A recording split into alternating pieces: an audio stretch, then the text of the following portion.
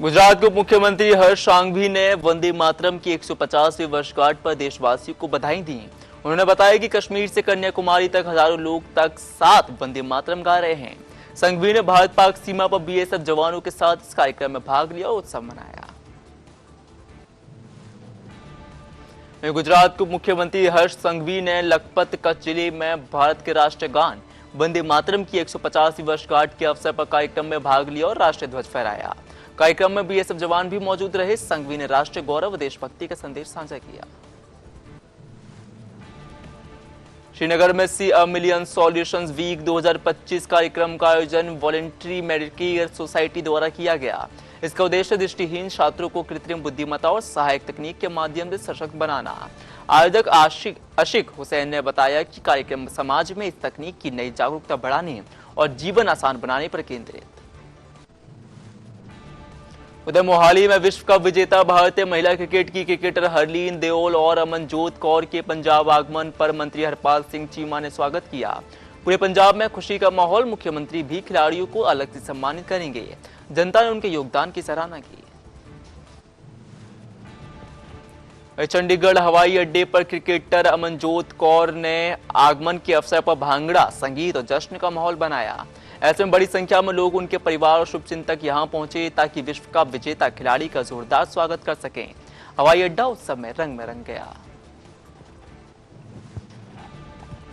उत्तर प्रदेश के कौशाम्बी में कल हुए मुठभेड़ में रेप आरोपी शाहनूर, जो महफूज आलम का पुत्र है, घायल हो गया। पुलिस ने बताया कि आरोपी को गिरफ्तार करने के दौरान सुरक्षा बलों ने जवाबी कार्रवाई की।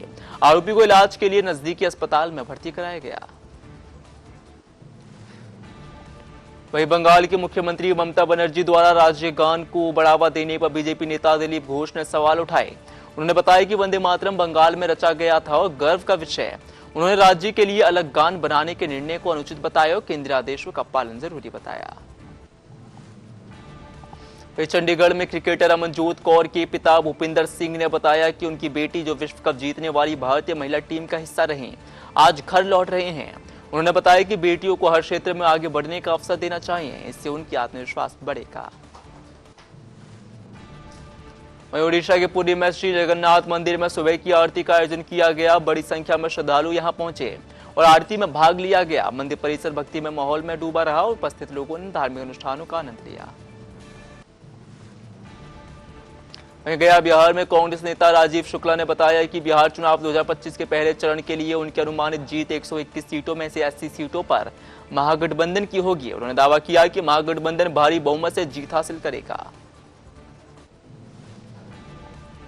वहीं एनसीपी एसएससीपी नेता एकनाथ खड़से ने राज्य के उप मुख्यमंत्री अजीत पवार के पुत्र पार्थ पवार की कंपनी पर आरोप लगाए। उन्होंने बताया कि पुणे में सरकारी जमीन लगभग 1000 करोड़ रुपए में खरीदी गई। खड़से ने अनियमितताओं और प्रत्याशित त्वरित मंजूरी को लेकर जांच की मांग की और अजीत परिवार से इस्तीफा मांगा। मुंबई के बांद्रा कुर्ला कॉम्प्लेक्स क्षेत्र में सुबह के समय हवा में स्मोक छाया रहा। केंद्रीय प्रदूषण नियंत्रण बोर्ड सीपीसीबी के अनुसार इस क्षेत्र का एयर क्वालिटी इंडेक्स 222 दर्ज किया गया, जो खराब श्रेणी में आता है। नागरिकों से स्वास्थ्य सुरक्षा के उपाय अपनाने की अपील की। दिल्ली के आनंद विहार क्षेत्र में सुबह के समय घने धुंध के दृश्य देखे गए। केंद्रीय प्रदूषण नियंत्रण बोर्ड सीपीसीबी के अनुसार इस क्षेत्र का एयर क्वालिटी इंडेक्स 329 दर्ज किया गया, जिसे बहुत खराब श्रेणी में रखा गया। जनता से सुरक्षा उपाय अपनाने की अपील की गई। सूरत के भेस्तान थाना क्षेत्र में हत्या के आरोपी सलमान उर्फ सलमान लस्सी को क्राइम ब्रांच ने नवसारी जिले में मुठभेड़ के दौरान गिरफ्तार किया। सलमान पर हत्या और हत्या के प्रयास सहित 16 गंभीर मामले दर्ज हैं। मुठभेड़ में घायल आरोपी को अस्पताल में भर्ती कराया गया। मुंबई में वर्ल्ड कप जीतने वाली भारतीय महिला टीम की सदस्य राधा यादव ने प्रधानमंत्री से मुलाकात के बाद बताया कि प्रधानमंत्री ने टीम का गर्मजोशी से स्वागत किया। उन्होंने खिलाड़ियों से टीम प्रदर्शन, खेल अनुभव और यात्रा के बारे में विस्तार से बातचीत की। मुंबई में वर्ल्ड कप विजेता भारतीय महिला क्रिकेट टीम के कोच अमोल मजूमदार ने प्रधानमंत्री और राष्ट्रपति से मुलाकात को शानदार अनुभव बताया। उन्होंने बताया कि लगातार 2 दिनों में देश के शीर्ष नेताओं ने मिलना टीम के लिए गर्व और प्रेरणा का क्षण। जम्मू कश्मीर के डोडा स्थित गवर्नमेंट मेडिकल कॉलेज जीएमसी ने पहली बार एक स्ट्रोक मरीज पर सफल थ्रोम्बोलाइसिस प्रक्रिया की है। ऐसे में डॉक्टर गोविंदकर कुमार ने बताया कि दूरदराज क्षेत्र होने के कारण मरीज देर से पहुंचते हैं। उन्होंने अपील की कि स्ट्रोक के लक्षण दिखते ही तुरंत 3.5 घंटे के भीतर यानी 3.5 घंटे के भीतर अस्पताल पहुंचे। हरिद्वार में कांग्रेस के पूर्व नेता आचार्य प्रमोद कृष्णम ने राहुल गांधी के बयान पर तीखा हमला बोला। उन्होंने बताया कि राहुल गांधी हर चीज में चोरी का आरोप लगाते हैं क्योंकि उनका उद्देश्य सत्ता से आकर देश को लूटना है। उन्होंने बताया कि राहुल संविधान और संसद पर विश्वास नहीं करते। वहीं चंडीगढ़ में पंजाब राज्य अनुसूचित जाति आयोग ने पूर्व गृह मंत्री बूटा सिंह पर की गई आपत्तिजनक टिप्पणी के मामले की सुनवाई की। आयोग ने कांग्रेस प्रदेश अध्यक्ष राजा वड़िंग और तरन के डीसी को समन भेजा। चुनाव प्रक्रिया को देखते हुए राजा वड़िंग को 17 नवंबर को पेश होने की अनुमति दी गई। वहीं केरल के कोच्चि नौसैनिक अड्डे पर INS इक्षक को भारतीय नौसेना में औपचारिक रूप से शामिल किया गया। कमांडिंग ऑफिसर कैप्टन त्रिभुवन सिंह ने बताया कि यह जहाज गहरे और अनजान समुद्री क्षेत्रों का सर्वे करेगा। INS इक्षक 80% स्वदेशी सामग्री और 100% भारतीय इस्पात से निर्मित है। उधर इंदौर में मध्य प्रदेश हाईकोर्ट ने शाहबानो की बेटी की याचिका खारिज कर दी। अधिवक्ता क्षितिज कुमार गुप्ता ने बताया कि याचिकाकर्ता ने फिल्म को बदनाम करने वाला बताया, जबकि उन्होंने फिल्म देखी भी नहीं। यह फिल्म शाहबानो जजमेंट से प्रेरित काल्पनिक कहानी है। कोर्ट ने सभी दलीलें खारिज कर रिलीज की अनुमति दी। मुंबई भाजपा अध्यक्ष अमीर भास्कर सतम ने चुनावी रैलियों में पाकिस्तान के झंडे फहराए जाने और बम ब्लास्ट आरोपियों की मौजूदगी पर कड़ा बयान दिया। उन्होंने बताया कि मुंबई विकास के रास्ते पर है, लेकिन हम इसे सुरक्षित रखेंगे और वंदे मातरम का विरोध करने वालों का मुकाबला करेंगे। पश्चिम बंगाल की उत्तर 24 परगना में भारतीय के भाजपा नेता दिलीप घोष ने बताया कि राज्य में चुनाव के दौरान बूथ एजेंटों पर हमले होते हैं और हिंसक राजनीति के जरिए सत्ता हासिल की जाती है। उन्होंने बताया कि यह स्थिति ज्यादा दिनों तक नहीं चलेगी, चुनाव शांति से संपन्न होंगे। बीरभूम में केंद्रीय मंत्री सुकांत मजूमदार ने बताया कि ममता के घर 17 फॉर्म पहुंचाए गए हैं। वह लोगों से फॉर्म भरने से रोक रही हैं, पर खुद पहले भर्ती दिखे। उन्होंने बूथ एजेंटों पर हमले की निंदा की और SIR कराए बिना सरकार को तुरंत बर्खास्त करने की बात कही। दिल्ली में DUSU के पूर्व अध्यक्ष रौनक खत्री ने व्हाट्सएप कॉल और मैसेज के जरिए धमकियां मिलने के बाद हाईकोर्ट से सुरक्षा मांगी है।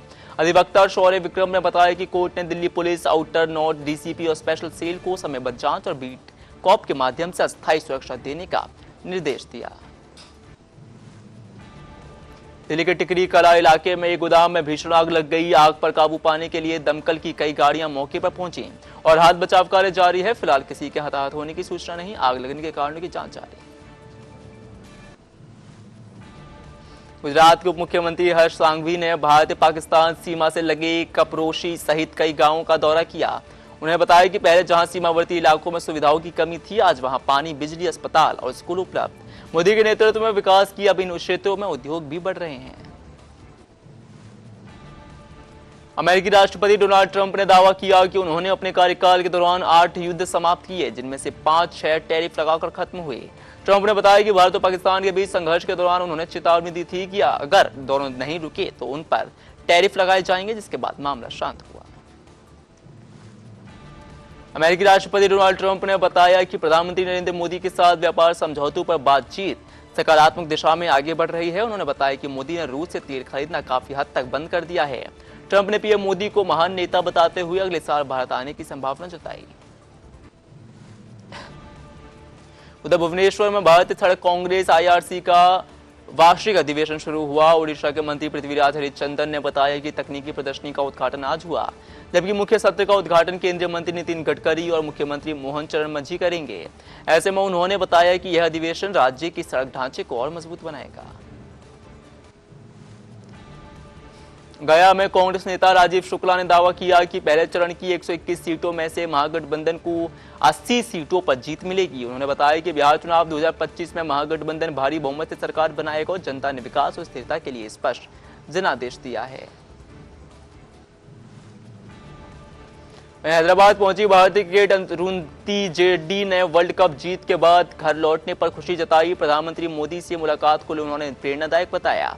उन्होंने बताया कि पीएम ने टीम से लंबी बातचीत की और युवाओं से खेल अपनाने की अपील की है। जीवन बदल देता है।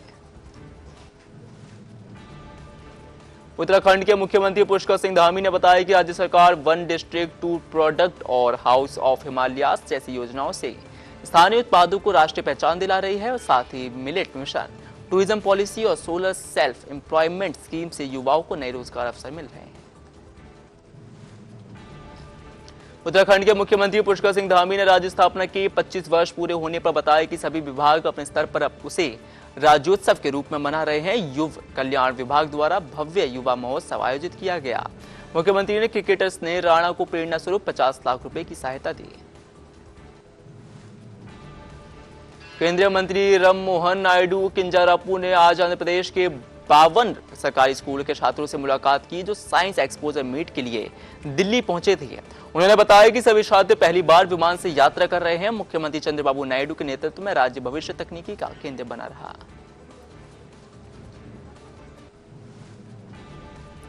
वहीं जम्मू कश्मीर के तंगधार क्षेत्र के बुखैया गांव में बिजली के शॉर्ट सर्किट से जावेद अहमद का घर जल उठा। आग तेजी से फैलकर आसपास के घरों तक पहुंचने लगी। शक्ति विजय ब्रिगेड के सतर्क जवानों और प्रशासन ने मौके पर पहुंचकर आग पर काबू पाया। बड़ी तबाही टल गई। दिल्ली में सनातन हिंदू एकता पदयात्रा पर बागेश्वर धाम सरकार के आचार्य धीरेन्द्र कृष्ण शास्त्री ने बताया कि 7 से 16 नवंबर तक दिल्ली, हरियाणा, उत्तर प्रदेश में 3 राज्य पदयात्रा होगी। उन्होंने हिंदुओं में जागरण, जातिवाद उन्मूलन और देश में शांति बनाए रखने की अपील की। सदैव सुरक्षित रहें।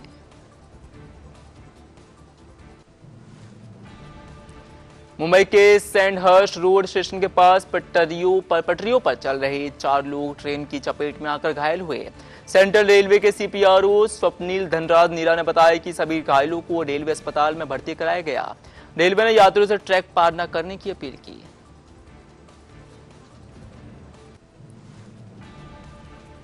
तो कर्नाटक के बेलगावी में गन्ना किसानों ने अपने उत्पाद का दाम बढ़ाने की मांग को लेकर विरोध प्रदर्शन किया। राज्य के मंत्री शिवानंद पाटिल ने प्रदर्शन कर रहे किसानों से मुलाकात की और उसकी समस्याएं सुनी। किसानों ने बताया कि बढ़ती लागत के अनुसार गन्ने का समर्थन मूल्य बढ़ाया जाना चाहिए। कोलकाता में उत्तर कोलकाता बीजेपी कार्यकर्ताओं ने डीईओ चुनाव आयोग कार्यालय के बाहर विरोध प्रदर्शन किया। बीजेपी जिलाध्यक्ष तमोघ्न घोष ने आरोप लगाया कि तृणमूल कांग्रेस के लोगों ने बीजेपी बीएलए पर हमला किया। उन्होंने चुनाव आयोग को पुलिस प्रशासन से मांग की कि एसआईआर प्रक्रिया निष्पक्ष माहौल में कराई जाए। कोलकाता में बीएलए दिलीप दास ने आरोप लगाया कि बीएलओ ने गलत हैंडलिंग की है। वह बोले कि वार्ड 37 के हेड नंबर 4 पर पहुंचने पर बीएलओ वहां मौजूद नहीं थे और किसी ने उन पर हाथ उठाया, कपड़े फटे। उन्होंने सुरक्षा और निष्पक्षता की मांग की। दिल्ली के जवाहरलाल नेहरू विश्वविद्यालय छात्र संघ यानी जेएनयूएसयू के नवनिर्वाचित संयुक्त सचिव डेनिश अली ने बताया कि यह जीत कैंपस के छात्रों की है। उन्होंने बताया कि यह राजनीति में नफरत की हार है। छात्र कभी नहीं झुकते और ऐसे में फंड कटौती के खिलाफ आवाज बुलंद करेंगे। उधर तमिलनाडु की राजधानी चेन्नई में शुक्रवार को कई इलाकों में भारी बारिश हुई। क्षेत्रीय मौसम केंद्र चेन्नई के अनुसार राज्य के कृष्णगिरी, वेल्लोर, रानीपेट, तिरुपत्तूर, तिरुवन्नामलाई, धर्मपुरी, सलेम, कल्लाकुरुची, पेरंबुल और अरियालूर, दंदीगुल, मुंदेरू, शिवगंगा और तिरुचिरापल्ली जिलों में भी भारी बारिश की संभावना जताई गई। शिवसेना यूबीटी नेता आदित्य ठाकरे ने बीजेपी और उसके सहयोगियों पर आचार संहिता उल्लंघन का आरोप लगाया। उन्होंने बताया कि पिछले कुछ दिनों में बीजेपी ने मॉडल कोड ऑफ कंडक्ट का पालन नहीं किया या चुनाव आयोग सो रहा है। साथ ही उन्होंने बताया कि बिहार की जनता तेजस्वी यादव के साथ खड़ी होगी। राष्ट्रीय मानवाधिकार आयोग एनएचआरसी के सदस्य प्रियांक कन्नोडगो ने बताया कि सह्याद्री राइट्स फोरम नामक एनजीओ की शिकायत पर कार्रवाई की गई। शिकायत में बताया गया था कि एक रेलवे अटेंडेंट जुबेर मेमन ने एक छुट्टी पर लौट रहे सेना अधिकारी की चाकू से हत्या कर दी। एनएचआरसी ने रेलवे बोर्ड अध्यक्ष और आरपीएफ डीजी को नोटिस भेजा। बिहार में सुरक्षा व्यवस्था की तारीफ करते हुए एडीजी कुंदन कृष्णन ने बताया कि हाल ही में लखीसराय के खुरियार और सारण के जयसिंहपुर में 2 घटनाएं हुई। डीएम और पुलिस मौके पर पहुंचे। पूरे राज्य में मतदान शांतिपूर्ण रहा। 850 अवैध हथियार और करीब 4000 कारतूस जब्त किए गए। फ्रांस के आर्टिफिशियल इंटेलिजेंस विशेष दूत एनी बोवेरोट ने बताया कि फ्रांस और भारत एआई के नवाचार और नियमन के बीच संतुलन बनाने के लिए सहयोग करने को तैयार। उन्होंने व्यक्तिगत डेटा सुरक्षा और गोपनीयता की आवश्यकता बताते हुए बताया कि नवाचार और सुरक्षा दोनों महत्वपूर्ण। केरल के तिरुवनंतपुरम में SIR विशेष गहन पुनरीक्षण चरण 2 के तहत बूथ स्तर के अधिकारियों ने रात में राजाजी नगर में घर घर दौरा किया। मुख्य चुनाव अधिकारी रथान यू केलकर ने इस अभियान में हिस्सा लिया और निवासियों को नामांकन फॉर्म वितरित किए।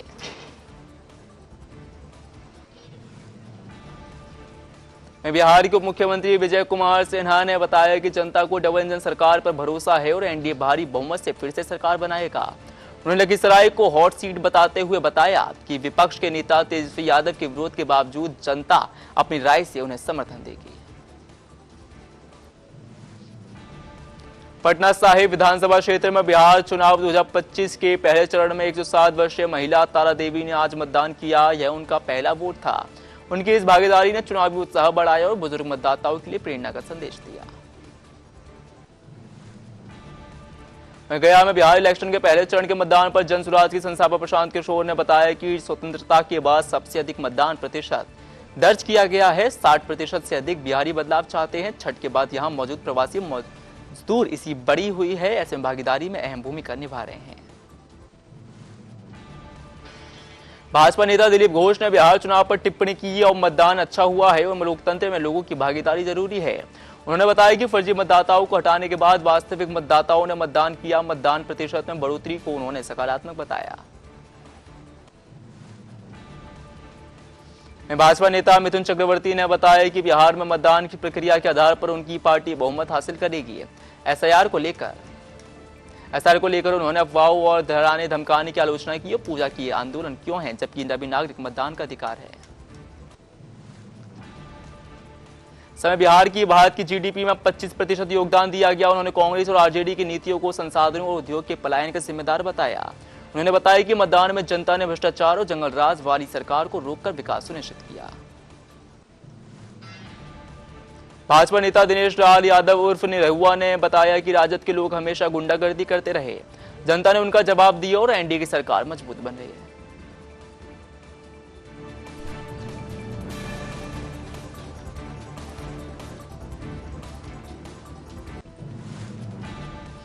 बिहार विधानसभा चुनाव 2025 के पहले चरण में मतदान संपन्न हुआ। बूथ संख्या 137 पर मतदान अधिकारियों ने EVM को सुरक्षित रूप से सील किया। मतदाताओं में जोश और सुरक्षा व्यवस्था प्रभावशाली रही। अग्निशमन अधिकारी संतोष पाटिल ने बताया कि स्थानीय कार्यकर्ताओं से मोबाइल पर आग लगने की सूचना मिली। 3:30 बजे आग पर काबू पाया गया। कोई हताहत नहीं हुआ। 10 से 15 गाड़ियां मौके पर मौजूद थी। केंद्रीय मंत्री चिराग पासवान ने बताया कि बिहार चुनाव 2025 के प्रथम चरण के मतदान ने NDA की जीत की उम्मीद को मजबूत किया। उन्होंने महागठबंधन के बिखरे हालात और झूठे वादों को जनता से साझा किया। कांग्रेस नेता पवन खेड़ा ने बताया कि उप मुख्यमंत्री विजय कुमार सिन्हा की काफिले पर हमला बिहार में गुंडाराज का प्रमाण। उन्होंने बताया कि कांग्रेस स्पष्ट बहुमत के साथ सरकार बनाने जा रही है। राज्य मंत्री नितेश राणे ने बताया कि कुंभ मेला हिंदुत्व के दृष्टिकोण से महत्वपूर्ण। उन्होंने बताया कि मेले में केवल हिंदू समुदाय के दुकानदारों को ही दुकानें लगाने की अनुमति होनी चाहिए। यूपी उप मुख्यमंत्री विजेश पाठक ने बताया कि लखीसराय में उप मुख्यमंत्री विजय कुमार सिन्हा पर हमला निंदनीय है। उन्होंने बताया कि चुनाव आयोग कड़ी कार्रवाई करेगा और NDA बिहार में भारी बहुमत से सरकार बनाएगा। केंद्रीय गृह मंत्री अमित शाह ने उच्चैठ भगवती मंदिर में पूजा अर्चना की। उन्होंने मंदिर में श्रद्धालुओं के साथ भाग लिया और राज्य की संस्कृति एवं धार्मिक परंपराओं के सम्मान का संदेश दिया। कांग्रेस नेता अखिलेश प्रसाद सिंह ने बताया कि महागठबंधन 2/3 बहुमत के साथ सरकार बनाएगा। उन्होंने उप मुख्यमंत्री विजय कुमार सिन्हा पर हमले की निंदा की और बताया कि अज्ञात व्यक्ति को मतदान केंद्र पर नहीं जाना चाहिए। केंद्रीय मंत्री गजेंद्र सिंह शेखावत ने बताया कि वंदे मातरम गीत ने देशवासियों को स्वतंत्रता आंदोलन में एकजुट किया। उन्होंने उद्घाटन समारोह में प्रदर्शनी का शुभारंभ किया और बताया कि कल प्रधानमंत्री स्मारक सिक्के और डाक टिकट जारी करेंगे। बीजेपी सांसद अनुराग ठाकुर ने बताया कि विपक्ष घुसपैठियों को बसाना चाहता है। उन्होंने विकास की नई दिशा और कानून व्यवस्था को रेखांकित किया है। जनता बिहार में विकास की गति को लगातार बढ़ता देखना चाहती है। गुजरात के मुख्यमंत्री हर्ष संघवी ने बताया कि उन्होंने भारत पाक सीमा के पास पहले भारतीय गांव का दौरा किया। वरिष्ठ आईपीएस अधिकारियों के साथ उन्होंने गांव वासियों से कानून और विकास में सहयोग पर चर्चा की और 40 जांच मानकों को निर्धारित किया। मुख्यमंत्री पुष्कर सिंह धामी ने उत्तराखंड स्थापना दिवस की सिल्वर जुबली के अवसर पर परेड ग्राउंड में आयोजित राज्य स्तरीय युवा महोत्सव में भाग लिया और उन्होंने युवाओं के उत्साह और प्रतिभा को प्रोत्साहित किया। मंत्री एच.के. पाटिल ने बताया कि सरकार किसानों के हित में है। उन्होंने बताया कि प्रधानमंत्री से मुलाकात कर 18 मुद्दों पर चर्चा की गई, जिसमें विकास और न्यायिक क्वार्टर के लिए जमीन आवंटन शामिल है। बीजेपी महिला प्रकोष्ठ ने कथित बलात्कार मामले को लेकर प्रदर्शन किया। उन्होंने पीड़िता के लिए न्याय की मांग की और राज्य सरकार से जवाबदेही की उपेक्षा की। प्रदर्शन में लोगों ने गहरी चिंता जताई।